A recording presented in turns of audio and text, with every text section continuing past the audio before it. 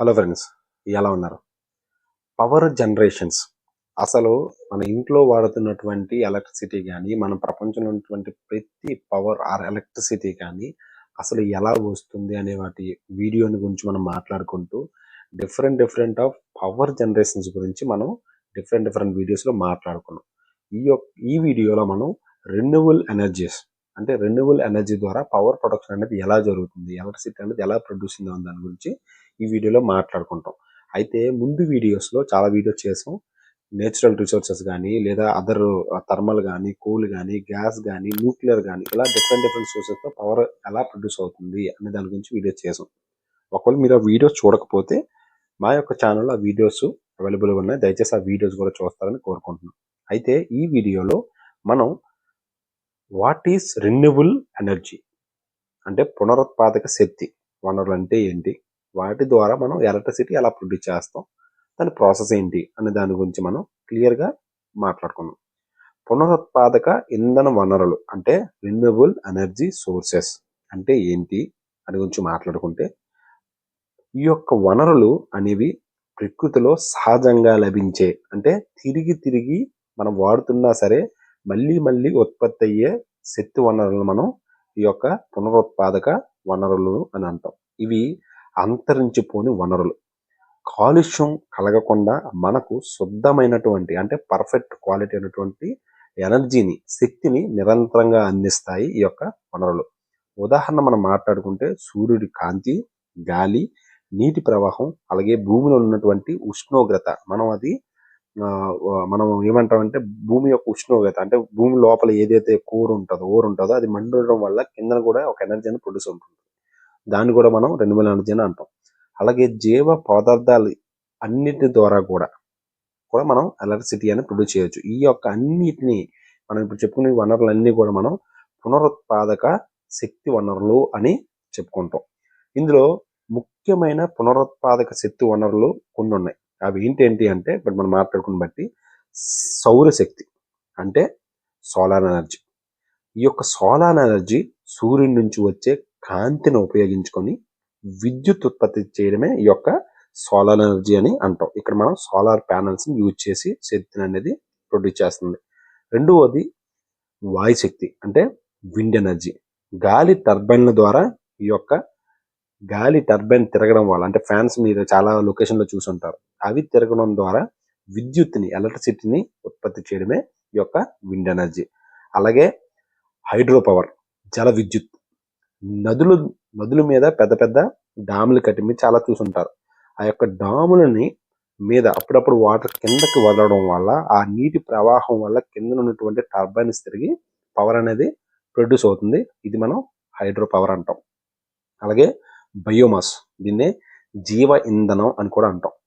పంటల్లో ఉన్నటువంటి వేస్ట్, అలాగే మన ఫుడ్లో ఉన్నటువంటి వేస్ట్, చెత్తలో ఉన్నటువంటి వేస్ట్, అలాగే పాడి అంటే ఆవులు లేకపోతే యానిమల్స్ ఏదైతే మనం పెంచుతుంటాం కదా, వాటి ద్వారా ఉన్నటువంటి వ్యర్థాలను ఉపయోగించి ఎనర్జీ ప్రొడ్యూస్ చేస్తే అంటే విద్యుత్ శక్తిని అనేది ఉత్పత్తి చేస్తే దాన్ని జీవ ఇంధనం బయోమాస్ ఎనర్జీ అని అంటాం. ఇంకొకటి భూగర్భ తాప శక్తి ఆర్ జియోథర్మల్ ఎనర్జీ అని అంటాం. అంటే భూమి లోపల ఉన్నటువంటి కోరు మండడం వల్ల దాని ద్వారా వచ్చినటువంటి వేడి ఉష్ణాన్ని ఉపయోగించి విద్యుత్ని మనం ప్రొడ్యూస్ చేస్తే దాన్ని మనం భూగర్భ తాప శక్తి అంటే జియోథర్మల్ ఎనర్జీ అని ఇంగ్లీష్లో అంటాం అన్నమాట. ఇవి ఈ యొక్క different type of renewable energy sources, పునరుత్పాదక ఇంధన వనరులు. ఈ యొక్క డిఫరెంట్ టైప్స్ ఆఫ్ వనరులు అనేది మనం ప్రజెంట్ జనరేషన్లో చాలా కంట్రీస్ అనేది పవర్ ప్రొడక్షన్లో యూజ్ చేస్తున్నారు. అయితే పునరుత్పాదన ఇంధనాల్లో మెయిన్ ప్లస్ పాయింట్ ఏంటి అంటే కాలుష్యం ఉండదు. అంటే ఉంటుంది, అంతగా ఉండదు అని చెప్పలేము, కాలుష్యం ఉంటుంది. కానీ మనం కంపేర్ విత్ అదర్, మనం ఏదైతే ముందుగా కొన్ని వీడియోస్ చేసి అందులో మీకు అడ్వాంటేజ్ డిసడ్వాంటేజ్ మీకు చెప్పాము, మీకు కరెక్ట్గా ఆ వీడియోస్ చూస్తే మీకు అర్థమవుతుంది అన్నమాట. వాటితో కంపేర్ చేసుకుంటే రెన్యూవబుల్ ఎనర్జీస్లో ఈ యొక్క పునరుత్పాదక ఎనర్జీ వనరుల ద్వారా ప్రొడ్యూస్ అయినటువంటి ఎలక్ట్రిసిటీ ద్వారా వచ్చేటువంటి కాలుష్యం అనేది చాలా తక్కువ. అలాగే భవిష్యత్ తరాలకు ఇది ఒక ప్రొటెక్షన్. అంటే ఎందుకు, మనం ఎప్పుడైతే ఎక్కువ కాలుష్యం అవుతూ ఉంటుందో ఆటోమేటిక్గా మనం వచ్చేటువంటి నెక్స్ట్ జనరేషన్ చాలా ఇబ్బందులు పడుతూ ఉంటుంది. ఎయిర్ పొల్యూషన్, వాటర్ పొల్యూషన్, అలాగే soil pollution, there are lot of pollutions దీనివల్ల. సో దానివల్ల ఇవి మనం రెన్యూవబుల్ ఎనర్జీస్ వాడడం వల్ల ఆ యొక్క భావి తరాలకు ఉన్నటువంటి ఎనర్జీని మనం సేవ్ చేయొచ్చు. అలాగే వారి యొక్క హెల్త్ని, లైఫ్ కూడా మనం ప్రొటెక్ట్ చేయొచ్చు.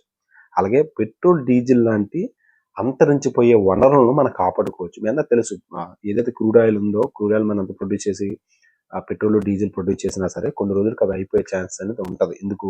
అవి తయారవడానికి కొన్ని మిలియన్ సంవత్సరాలు పడితే కానీ మన క్రూడ్ ఆయిల్ అనేది భూమి కింద తయారవ్వదు. అది కూడా ఒక అయిపోయాడు అంటే మనం వాడుతున్న కొద్దీ క్లియర్ అయిపోతుంది. యాజ్ పర్ సైంటిస్టులు బట్టి మహేక ఒక 100-150 సంవత్సరాల తర్వాత క్రూడ్ ఆయిల్ అనేది క్లియర్ అయిపోద్ది. మళ్ళీ మనం భూమి నుంచి ఎంత తవ్వినా రాదు. లేదంటే హై కాస్ట్ ఎక్కడో మనం తవ్వితే 5%, 10% రావచ్చు. కాస్ట్ ఎఫెక్టివ్ కాదు. ఆ విధంగా కూడా ఇది మన రెన్యూవబుల్ ఎనర్జీస్ అనేది యూజ్ అవుతుందని మనం చెప్పుకోవచ్చు. అలాగే దేశ ఆర్థిక అభివృద్ధి కోసం కూడా ఈ యొక్క రెన్యూవబుల్ ఎనర్జీస్ అనేది మనం బాగా తోడ్పడుతుందని కూడా చెప్పుకోవచ్చు. అయితే ఈ యొక్క రెన్యూవబుల్ ఎనర్జీస్లో మనం ఫస్ట్ చెప్పుకున్నటువంటి సౌరశక్తి, సోలార్ ఎనర్జీ గురించి మెయిన్ ఈరోజు టాపిక్లో మనం మాట్లాడుకున్నాం.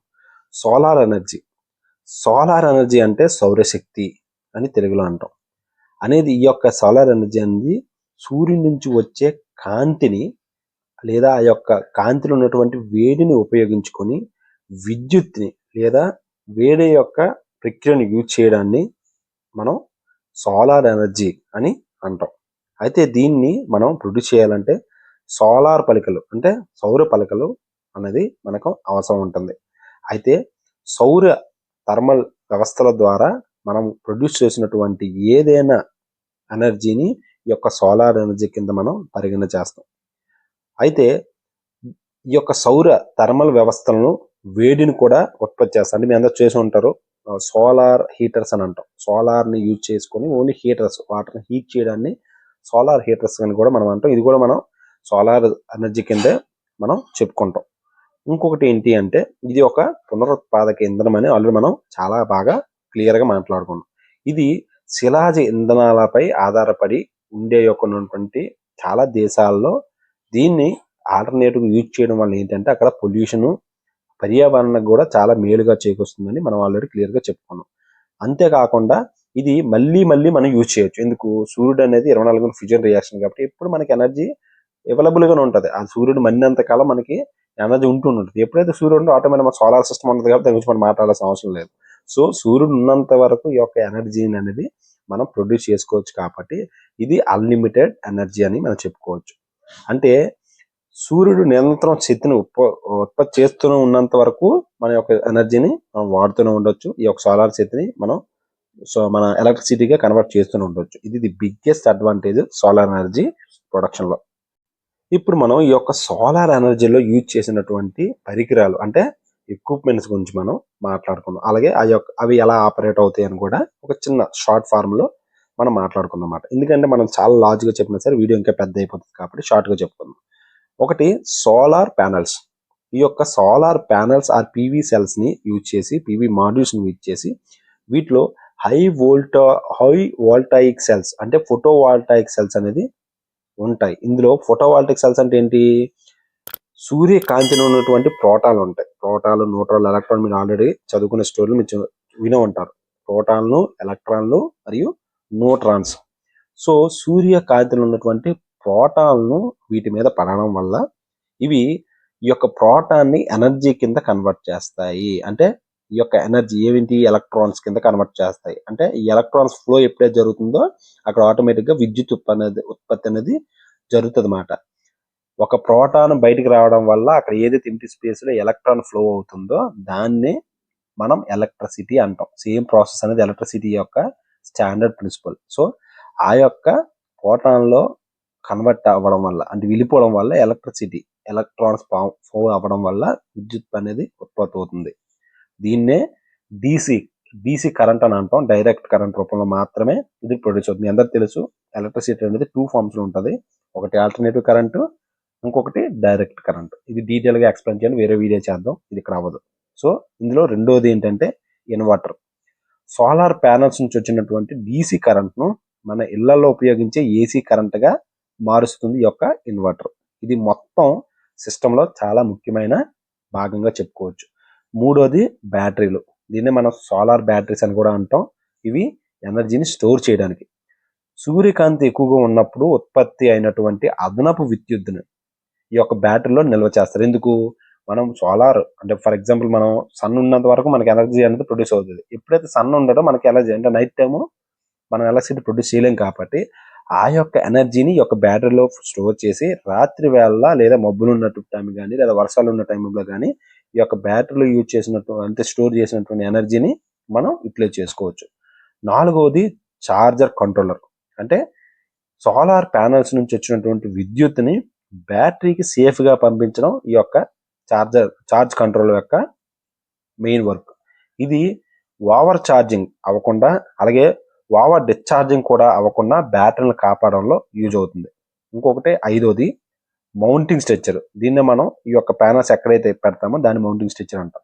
సోలార్ ప్యానల్స్ ని ఈ యొక్క పైకప్పు అంటే మన రూఫ్ టాప్ మీద కానీ లేకపోతే మన ఇంటి మీద కానీ గ్రౌండ్ మీద కానీ ఎక్కడైనా పెట్టాలనుకుంటే వాటిని చాలా దృఢంగా అంటే గాలికి కానీ వర్షాలకు కానీ పడిపోకుండా ఉండడానికి ఈ యొక్క మౌంటింగ్ స్ట్రక్చర్స్ ని లోహాలు అంటే ఇనుముతో కానీ లేదా డిఫరెంట్ టైప్ ఆఫ్ మెటీరియల్స్ తో చాలా దృఢంగా రెడీ చేసి వాటి మీద ఈ యొక్క సోలార్ ప్యానల్స్ అనేది ఫిట్ చేస్తారు.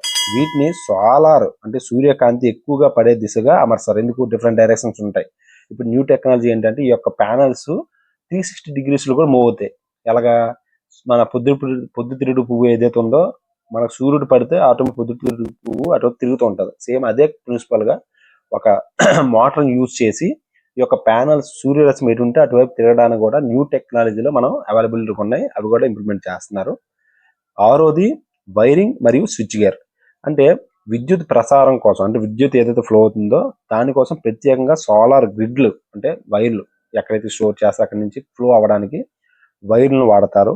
అలాగే సేఫ్టీ కోసం సెక్యూర్ బ్రేకర్లని అలాగే ఫ్యూజులు అలాగే డిస్ట్రిబ్యూషన్ బాక్సులు కూడా ఉపయోగిస్తారు అన్నమాట. సో 7వది నెట్ మానిటరింగ్ సిస్టమ్. అంటే నెట్ మానిటరింగ్ ఎంత ప్రొడ్యూస్ అవుతుంది, ఎంత ఫ్లో అవుతుంది, ఎంత స్టోరేజ్ అవుతుంది అదంతా కూడా మానిటర్ చేయడానికి. ఇంట్లో ఉత్పత్తి అయినటువంటి అదనపు విద్యుత్తును గ్రిడ్ కూడా పంపించే పరికరమే ఈ యొక్క నెట్ మీటరింగ్ సిస్టమ్. ఇది ఎలాగంటే మన ఇంట్లో ఎంతైతే వాడుతున్నామో మిగతాది గ్రిడ్కి ఇవ్వడానికి ఎంత ఇస్తుంది ఈ సోలార్ ఎనర్జీ నుంచి మనం ఒక గవర్నమెంట్ కి అమ్మాలనుకున్నా సరే ఈ యొక్క మీటర్ అనేది యూజ్ అవుతుంది. ఇది ఎంత పంపుతుందో దాన్ని బట్టి మనకి ఆ యొక్క గ్రిడ్ సంస్థ అంటే గవర్నమెంట్ సంబంధించిన పవర్ సంస్థ అనేది మనకి పేమెంట్ అనేది ఇస్తూ ఉంటుంది అన్నమాట. ఇవి ఈ యొక్క 7 అనేది మెయిన్ ఈ యొక్క సోలార్ లో మెయిన్ ఎక్విప్మెంట్స్.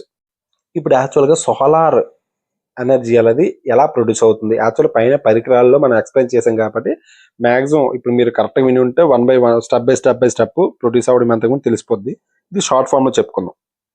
మొదటిది సూర్యకాంతి ఉత్పత్తి. సూర్యుల్లో ఉన్నటువంటి ఒక ఏమంటది ఫ్యూజన్స్ రియాక్షన్ వల్ల వెలువడినటువంటి ఎలక్ట్రోమాగ్నెటిక్ తరంగాలు రూపంలో భూమిపైకి చేరుతుంది. ఈ కాంతిలో ఉన్నటువంటి ప్రోటాన్స్ అనే చిన్న చిన్న శక్తి కణాలు అంటే ఎనర్జీ పార్టికల్స్ అనేది ఉంటాయి. రెండోది ఈ యొక్క ఎనర్జీ పార్టికల్స్ ఏమొచ్చి సోలార్ ప్యానల్స్ మీద అంటే ఫోటోవాల్టిక్ సెల్స్ మీద పడడం వల్ల సోలార్ ప్యానల్స్ లో ఉన్నటువంటి సెల్స్ అవి సిలికాన్ సెల్స్ అనే ప్రత్యేక పదార్థంతో తయారు చేయబడి ఉంటాయి కాబట్టి అవి సూర్యకాంతిని ప్రోటాన్లను ఈ యొక్క సిలికాన్ పై పడినప్పుడు ఆ సెల్స్ లోని ఉన్నటువంటి ఎలక్ట్రాన్స్ కదలడం వల్ల విద్యుత్ ప్రవాహం అనేది జరుగుతుంది. దాని ద్వారా కరెంట్ అది ఎలక్ట్రిసిటీ అనేది ఉత్పత్తి అనేది చేస్తాయి. దీన్నే ఫోటోవాల్టాయిక్ ఎఫెక్ట్ అని కూడా మనం పిలుస్తాం. దాని తర్వాత ఈ యొక్క ఏదైతే ఎనర్జీ ప్రొడ్యూసర్ దాన్ని డీసీ కరెంట్ కింద ఉత్పత్తి చేస్తుంది కాబట్టి ఆ యొక్క డీసీ కరెంట్ ని సెల్స్ నుంచి వచ్చే శక్తి డైరెక్ట్ కరెంట్ రూపంలో ఉత్పత్తి చేసి ఇది మన ఇళ్లలో ఉన్నటువంటి అలాగే ఫ్యాక్టరీలో ఉన్నటువంటి ఆల్టర్నేటివ్ కరెంట్ కి భిన్నంగా అంటే డిఫరెంట్ గా ఉంటది. ఈ యొక్క కరెంట్ ని ఇన్వర్టర్ అనే యొక్క ఇన్వర్టర్ కి సప్లై చేయడం వల్ల ఆ ఇన్వర్టర్ ఈ యొక్క డీసీ కరెంట్ ని ఏసీ కరెంట్ గా కన్వర్ట్ చేసి ఆ యొక్క ఏసీ కరెంట్ మన ఫ్యాన్లు కానీ లైట్లు కానీ ఫ్రిడ్జ్లు కానీ వాడుకోవడానికి యూజ్ చేస్తాం అనమాట. ఇది సింపుల్ ప్రాసెస్ సోలార్ ఎనర్జీ. ఇప్పుడు మనం ఈ యొక్క సోలార్ ఎనర్జీ ద్వారా అంటే సౌరశక్తి ద్వారా ఉన్నటువంటి అడ్వాంటేజెస్ గురించి మాట్లాడుకుందాం. పునరుత్పత్తి శక్తి వనరులు అంటే సౌరశక్తి ఎప్పటికీ తరగదు, అలాగే సూర్యుడు ఉన్నంత వరకు మన యొక్క శక్తిని వాడుకోవచ్చు. రెండవది పర్యావరణ హితం. కార్బన్ ఉద్గారాలు అంటే కార్బన్ ఎమిషన్స్ లేకపోవడం వల్ల ఇవి క్లైమేట్ చేంజ్ అవ్వకుండా చేయడంలో సహాయం చేస్తాయి. మూడవది విద్యుత్ బిల్లులు తక్కువ రావడం. సోలార్ ప్యానెల్స్ ద్వారా విద్యుత్ ఉత్పత్తి చేసుకోవడం వల్ల ఎలక్ట్రిసిటీ బిల్లులు తగ్గిపోతాయి. అలాగే ఎక్కువ విద్యుత్ ఏదైతే ఉందో అది గ్రిడ్కి కూడా మనం సప్లై చేయొచ్చు, దాని ద్వారా మనీ సంపాదించవచ్చు. 4వది విస్తృత ఉపయోగం, అంటే చాలా లార్జ్ టైంలో ఈ యొక్క ఎక్కడైనా సరే, ఫర్ ఎగ్జాంపుల్ స్కూల్స్ అవనివ్వండి, కాలేజెస్ అవనివ్వండి, ఆసుపత్రులు అవనివ్వండి, పరిశ్రమలు అవనివ్వండి, అలాగే మనం ఎక్కడైతే ఎలక్ట్రిసిటీ అనేది అందనంత దూరంలో ఉన్నటువంటి ఏరియాస్ కూడా మనం యొక్క సోలార్ ఎనర్జీస్ అనేది మనం ఇన్స్టాల్ చేసుకోవచ్చు. ఫర్ ఎగ్జాంపుల్ చాలా రూప్ ఏరియాస్ అవనండి, ట్రైబల్ ఏరియాస్ అవనండి, హిల్ ఏరియాస్ అవనండి, లేదా రిమోట్ ఏరియాస్ అవనివ్వండి, ఆ ఏరియాస్ లో కూడా మనం సోలార్ ఎనర్జీ అనేది ప్రొడ్యూస్ చేయొచ్చు. అలాగే 5వది నిల్వ చేయగల సామర్థ్యం.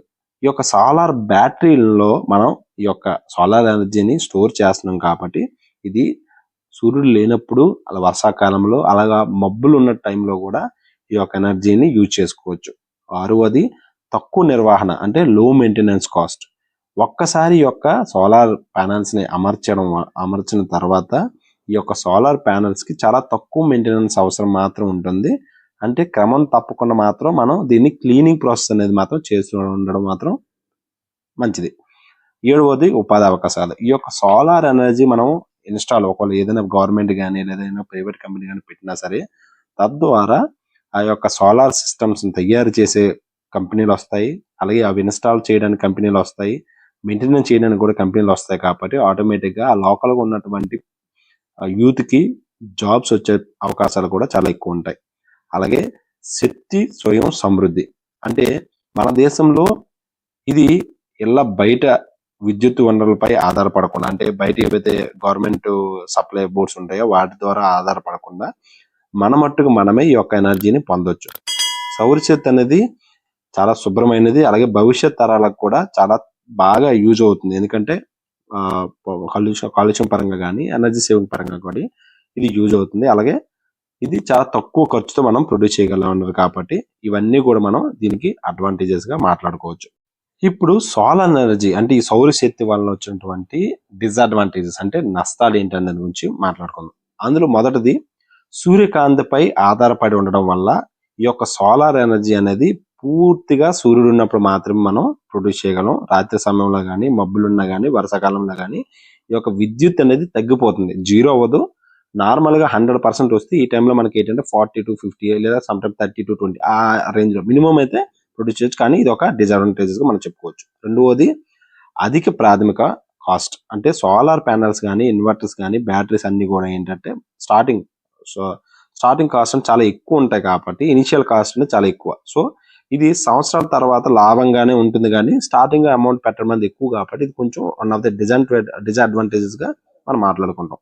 మూడవది ఎక్కువ స్థలం అనేది దీనికి అవసరం ఉంటుంది. ఎందుకు అంటే ఈ యొక్క ఏరియా మనం ఇన్స్టాల్ చేయాలన్నా పై కుప్పపై మీద కానీ లేకపోతే ఎక్కడైనా సరే ఇన్స్టాల్ చేయాలన్నా సరే మినిమం మాట్లాడుకుంటే స్పేసెస్ ఎక్కువ. దాంతో కూడా ఇది మనం ఒక డిసడ్వాంటేజెస్ గా మనం మాట్లాడుకోవచ్చు. ఇంకొకటి స్టోరేజ్ ఇష్యూస్, నిల్వ. అంటే సోలార్ శక్తిని నిల్వ చేసుకుంటాం ఇందులో బ్యాటరీస్, కానీ ఆ బ్యాటరీస్ అనేది చాలా కాస్ట్ ఎక్కువ. అలాగే ఇవి రెగ్యులర్ మెయింటెనెన్స్ చేయాలి. అలాగే మనకి ఒకవేళ లార్జ్ అమౌంట్ లో కావాలన్నా సరే మనం స్టోర్ చేయలేం కాబట్టి ఇది కూడా వన్ ఆఫ్ ద డిసడ్వాంటేజెస్. ఇంకొకటి నిర్వహణ, మెయింటెనెన్స్. అంటే ప్యానల్స్ పై ఎక్కువగా దుమ్ము కానీ, పొగ కానీ, లేదా ఎటువంటి ఆకులు లేకపోతే ఇసుక ఏదైనా పడిందంటే ఆటోమేటిక్ గా ఒక ప్యానల్స్ ఏదైతే పవర్ ప్రొడ్యూస్ చేయాలో అది తగ్గిపోతుంది. ఎందుకంటే సూర్యుడి నుంచి అది కన్వర్ట్ చేయాలి కాబట్టి దాని మీద సూర్యకిరణాలు పడడం కానీ ఆ విధంగా పడకపోతే ఆటోమేటిక్ గా ఇవి తగ్గిపోతాయి. కాబట్టి మరి రెగ్యులర్ గా ఆ యొక్క లోకల్ థింగ్స్ బట్టి రెగ్యులర్ గా మెయింటైన్ చేయాల్సి ఉంటుంది. ఆ మెయింటెనెన్స్ వల్ల దీన్ని వన్ ఆఫ్ ద డిసడ్వాంటేజెస్ గా కూడా చెప్పుకోవచ్చు. 6వది లో ఎఫిషియన్సీ, అంటే తక్కువ సామర్థ్యత. సోలార్ ప్యానల్స్ సాధారణంగా 15 to 20% మాత్రమే శక్తిని ఉత్పత్తి చేస్తాయి. అలాగే సూర్యుడి నుంచి వచ్చే మొత్తం శక్తిలో ఒక చిన్న భాగాన్ని మాత్రమే మనం ఈ యొక్క సోలార్ ప్యానల్స్ ద్వారా యూటిలైజ్ చేసుకోగలం. సో అందుకు ఇది వన్ ఆఫ్ ద డిసడ్వాంటేజెస్ గా మనం మాట్లాడుకోవచ్చు. 7వది పర్యావరణం అంటే ఎన్విరాన్మెంట్ కొంతవరకు ఎఫెక్ట్. ఎందుకంటే ప్యానల్స్ తయారీలో యూజ్ చేసినటువంటి సిలికాన్ ఏదైతే ఉందో అది వన్ ఆఫ్ ద రసాయనాలకి తయారవుతుంది కాబట్టి ఇది కూడా మనం వన్ టైప్ ఆఫ్ పర్యావరణానికి హాని కలుగుతుందని కూడా చెప్పొచ్చు. ఇంకొకటి వీటిని రీసైక్లింగ్ కూడా మనం చేయలేం. సో ఇది కూడా మనం డిసడ్వాంటేజెస్ అని మాట్లాడుకోవాలి. సో ఇవి సోలార్ ఎనర్జీ మనం ఇన్స్టాల్ చేయడం కానీ ప్రొడ్యూస్ చేయడం వల్ల డిసడ్వాంటేజెస్గా మనం మాట్లాడుకుంటాం. అయితే మనం ఇప్పుడు భారతదేశంలో సోలార్ విద్యుత్ కేంద్రాలు ఎక్కడెక్కడ ఉన్నాయి, వాటి యొక్క సామర్థ్యత అంటే కెపాసిటీ అంతా, వాటి గురించి అనేది షార్ట్ ఫామ్లో తెలుసుకుందాం. ఇది బగ్దా సౌర పార్క్, ఇది రాజస్థాన్లో ఉంది. ఇది 2245 మెగావాట్ల సామర్థ్యంతో ఉంది. ఇంకొకటి పవగడ, ఇది శక్తిస్థల కర్ణాటకలో ఉంది. ఇది 2050 మెగావాట్లు ప్రొడ్యూస్గా ఇది కెపాసిటీ ఉంది. ఇంకొకటి మన ఆంధ్రప్రదేశ్లో ఉన్నటువంటి అనంతపురం అల్ట్రా మెగా, ఇది మన ఆంధ్రప్రదేశ్లో ఉంది. ఇది 1500 మెగావాట్ అనేది ప్రొడ్యూస్ చేస్తుంది. అలాగే కర్నూలు అల్ట్రా మెగా, ఇది కూడా ఆంధ్రప్రదేశ్లో ఉంది. ఇది 1000 మెగావాట్లు సోలార్ ఎనర్జీ అనేది ప్రొడ్యూస్ చేస్తుంది. అలాగే కడప అల్ట్రా మెగా, ఇది కూడా ఆంధ్రప్రదేశ్లో ఉంది. ఇది కూడా 1000 మెగావాట్స్ కూడా ప్రొడ్యూస్ చేస్తుంది. అలాగే రేవా అల్ట్రా మెగా, ఇది మధ్యప్రదేశ్లో 750 మెగావాట్లు సోలార్ ఎనర్జీ అనేది ప్రొడ్యూస్ చేస్తుంది. అలాగే చరంక సౌర పార్క్, ఇది గుజరాత్లో ఉంది. ఇది 615 నుంచి 730 మెగావాట్ల ప్రొడక్షన్ అనేది చేస్తుంది సోలార్ ఎనర్జీ. అలాగే కముటు సౌర ప్లాంట్, ఇది తమిళనాడులో ఉంది. దీని ద్వారా 648 మెగావాట్లు అనేది ప్రొడ్యూస్ చేస్తుంది అనమాట. అయితే మనం ఇవన్నీ కూడా మన భారతదేశంలో ఉన్నటువంటి సోలార్ ప్లాంట్స్, మనం ఇంకా ఎక్కువ ఇది ఇంప్లిమెంట్ చేయడం వల్ల దేశానికి మంచిదని అనుకుంటున్నాను.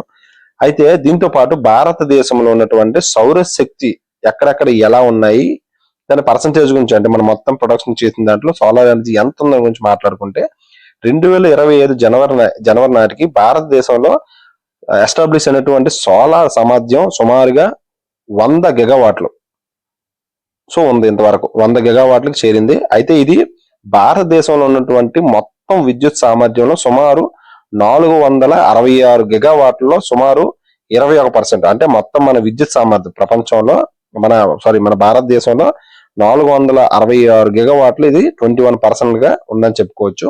అయినా వాస్తవికంగా విద్యుత్ ఉత్పత్తిలో సౌరశక్తి వాటా సుమారుగా 10% మాత్రమే అని 2025 మార్చి కల్లా అని గవర్నమెంట్ చెప్తుందన్నమాట, వారి యొక్క డీటెయిల్స్ బట్టి. అయితే స్థాపిత సామర్థ్యం ద్వారా వాస్తవ విద్యుత్ ఉత్పత్తి మధ్య వ్యత్యాసాలు ఎందుకున్నాయి అంటే మాట్లాడుకుంటే, ఇంటర్మిటెన్సీ అంటే సౌరశక్తి ఉత్పత్తి కేవలం పగటిపూట మాత్రం ఉంటుంది, అలాగే వాతావరణం మీద ఆధారపడి ఉంటుంది. రెండోది తక్కువ సామర్థ్యం, ఈ యొక్క సౌరశక్తి వల్ల CUF అంటారు, సుమారు 20% మాత్రం, అంటే వాళ్ళు ఏదైతే కాస్ట్ ఫైనాన్స్ ప్రొడక్షన్ లో మాట్లాడుకుంటే 20% మాత్రం ప్రొడ్యూస్ అవుతుంది. కానీ ఉక్కు కానీ అదర్ మెటీరియల్ ద్వారా 60% వరకు మనం ప్రొడ్యూస్ చేయగలుగుతున్నాం. అలాగే సౌరశక్తి ద్వారా ఓన్లీ 80% వరకు మనం ప్రొడ్యూస్ చేస్తున్నాం, అంటే సౌరశక్తి 80%, అలాగే అదర్ ఏదైతే కోల్ కానీ నాటి ద్వారా 60% అనుకుంటే సోలార్ ద్వారా ఓన్లీ 20% మాత్రం ప్రొడ్యూస్ అవుతుంది. దానివల్ల ఒక డిసడ్వాంటేజ్ ఉంది కాబట్టి ప్రొడ్యూస్ అనేది తక్కువ అవుతుంది. ఇందులో మూడోది ఏంటంటే ఇంటిగ్రేషన్ సవాళ్ళు, నిల్వ మరియు పంపిణీ మౌలిక వసతులు చాలా తక్కువ ఉండడం వల్ల కూడా సోలార్ ఎనర్జీ అనేది ఎక్కువగా ఇంప్లిమెంట్ చేయలేకపోతున్నారు ఇండియాలో అని కూడా చెప్పుకోవచ్చు. అయితే భారతదేశం పెట్టుకున్నటువంటి భవిష్యత్ లక్ష్యాలతో మాట్లాడుకుంటే 2030 నాటికి సౌరశక్తి సుమారుగా నేషనల్ ఎలక్ట్రిసిటీ ప్లాన్ ఏంటంటే 2026-27కి 185 గిగావాట్లు గాను, 2031-32కి 364 గిగావాట్లుగా పెంచాలని లక్ష్యం పెట్టుకున్నారు. అయితే భారత ప్రభుత్వం లక్ష్యం ఏంటంటే 2030 నాటికి 500 గిగావాట్ల నాన్ ఫాసిల్ ఫ్యూయల్ విద్యుత్ లక్ష్యంగా ఉన్నామని తెలియజేయడం జరిగింది. అయితే సుమారుగా 292 సౌరశక్తి ద్వారా సాధించాలని మాత్రం ఇండియన్ గవర్నమెంట్ టార్గెట్ పెట్టుకుందని రీసెంట్ గా వెల్లడించడం జరిగింది. ఇది కానీ కనీసం ఒక 500 మెగావాట్లు కానీ రీచ్ అవ్వడం అంటే ప్రపంచంలో ది బిగ్గెస్ట్ అనుకోవాలి. చాలా దేశాల్లో సోలార్ ఎనర్జీ అనేది ది బిగ్గెస్ట్ డీల్ అని మనం అందరం కూడా మాట్లాడుకోవాలి. ఇదండి సోలార్ ఎనర్జీ ఎలా ప్రొడ్యూస్ అవుతుంది, ఎక్కడెక్కడ ప్లాంట్స్ ఉన్నాయి, ఆ యొక్క తదితర వివరాలన్నీ కూడా మీకు చెప్పడం జరిగింది. ఆ వీడియోస్ మీకు నచ్చితే దయచేసి సబ్స్క్రైబ్ చేయండి, మీ ఫ్రెండ్స్ అండ్ ఫ్యామిలీకి షేర్ చేయండి. ఇటువంటి మరిన్ని వీడియోస్ మీ వరకు రావాలనుకుంటే మా ఛానల్ని బెల్ క్లిక్ చేయండి. మీ కామెంట్ సెక్షన్ లో మీ యొక్క సజెషన్స్ కూడా తెలియజేస్తారని కోరుకుంటున్నాం. Thank you so much. Please subscribe our channel.